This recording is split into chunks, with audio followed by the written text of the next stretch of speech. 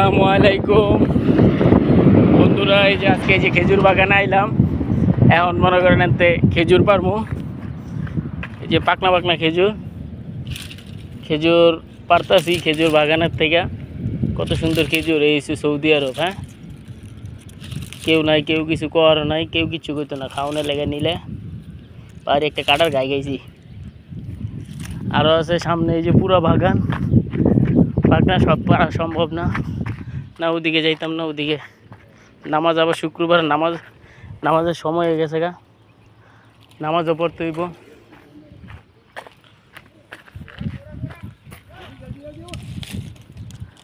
হ্যাঁ, সুরা সুরা আনা ইজি গো।